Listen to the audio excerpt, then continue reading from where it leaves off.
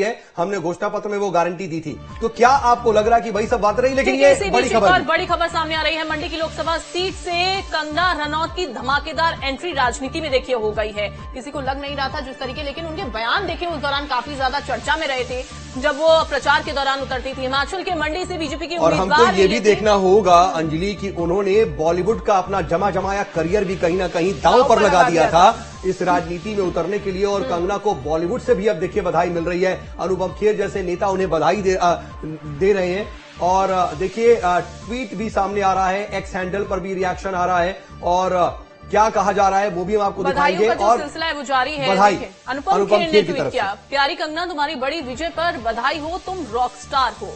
तो ये कंगना की राजनीति में जो धमाकेदार एंट्री हुई है उसको लेकर अब लगातार सराहना उन्हें मिल रही है। तुम्हारे लिए मंडी और हिमाचल प्रदेश के लोगों के लिए मैं बहुत खुश हूं, ये अनुपम खेर की तरफ से अभिनेता हैं, उन्होंने ट्वीट किया है। तुमने हर बार साबित किया है कि अगर आप फोकस्ड रहकर मेहनत करते हैं तो कुछ भी हो सकता है। जय हो।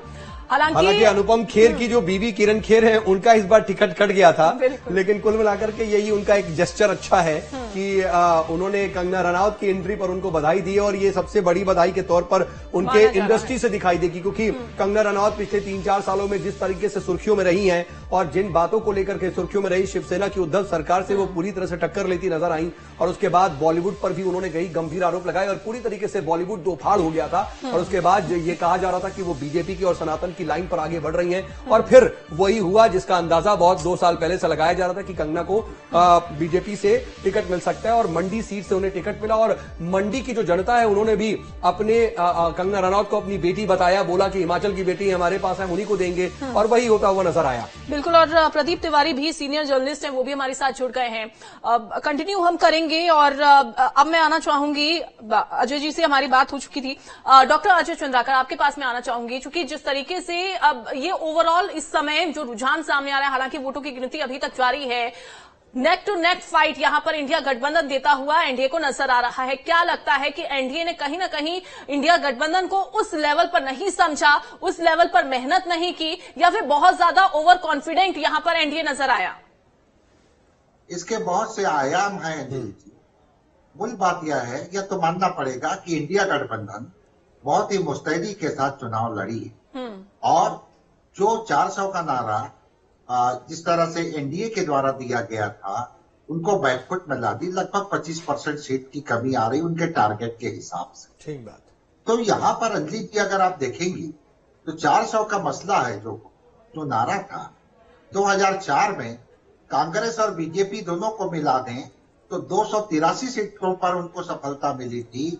और अन्य जो है जिसमें एनडीए भी शामिल, उस समय के यूपीए शामिल या आज का इंडिया गठबंधन, उनको 260 सीट मिली।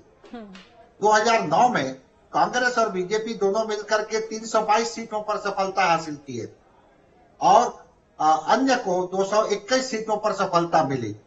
2014 में कांग्रेस और बीजेपी मिलकर के 326 सीटों पर चुनाव में सफलता हासिल की और अन्य को 217 सीटों पर।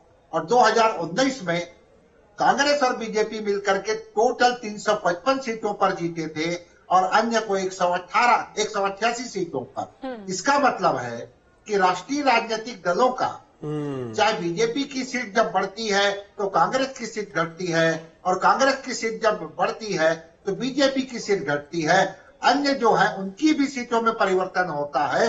लेकिन इस समय निश्चित रूप से 10 साल का एक प्रकार से, जैसे मध्य प्रदेश और छत्तीसगढ़ साथ में ले राजस्थान, तीनों के आज के वोटिंग बिहेवियर में अंजलि जी अंतर यह आया है कि देखिए 1996 से लेकर के 2014 वाजपेयी जी और आडवाणी जी जब नेतृत्व देते थे तो भी इन राज्यों में उस समय कुछ समय हम लोग मध्य प्रदेश में भी थे तो 86 से 90% स्ट्राइक रेट सफलता का बीजेपी का था और अब तकरीबन 100% मोदी जी के कार्यकाल में भी यह बरकरार रहा। लेकिन इस चुनाव में राजस्थान का परिणाम दूसरा दिखाई दे रहा है, लेकिन मध्य प्रदेश और छत्तीसगढ़ का परिणाम। लेकिन डॉक्टर अजय, मैं आपसे एक और तस्वीर के बारे में भी बात करना चाहता हूं, क्योंकि अब देखिए यहां पर अभी फिलहाल दिख रहा है कि मैंडेट ऐसा है कि अब सहयोगियों के सहारे आपको सरकार बनानी पड़ेगी। एक तरफ इंडिया गठबंधन भी इस तरफ कहीं ना कहीं कोशिश कर रहा है, नीतीश जी से बात हो रही है, चंद्रबाबू नायडू से बात हो रही है कि कुछ भी कर दिया जाए और सरकार बन जाए। वो बनती है नहीं बनती है, लेकिन कोई भी सरकार बनेगी गठबंधन की बनेगी। कई बार ये बात कही जाती रही कि गठबंधन की सरकारों में कुछ ना कुछ पॉलिसी पैरालिसिस की ही दिक्कतें आती हैं, या फिर सहयोगी दल काम नहीं करने देते, या फिर जो मेन दल होता है उसके पेच कसते रहते हैं। तो वो उसके कहीं ना कहीं नेगेटिव पॉइंट्स बहुत ज्यादा बातें हो चुकी हैं और हमने देश में इससे पहले देखा भी है। इस बार 10 साल तक एक मजबूत गवर्नमेंट रही, लेकिन इस बार का जो मैंडेट है उसी तरफ इशारा कर रहा है। तो आगे की राजनीति आप कैसे देख रहे हैं, देश का भविष्य कैसे देख रहे हैं, सरकार कोई भी बनाती है उस कंडीशन में? बहुत बढ़िया प्रश्न है आपका।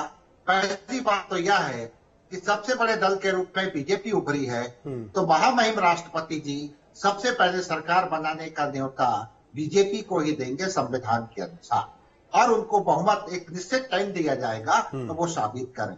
रही बात, जब स्टेबल गवर्नमेंट होती, स्पष्ट बहुमत की सरकार होती है, तो निश्चित रूप से रिफॉर्म जो होता है, रिफॉर्म में चाहे आर्थिक रिफॉर्म हो, जुडिशरी का हो, एडमिनिस्ट्रेशन का हो, लॉ के ऊपर हो, उसका लाभ देश को मिलता है।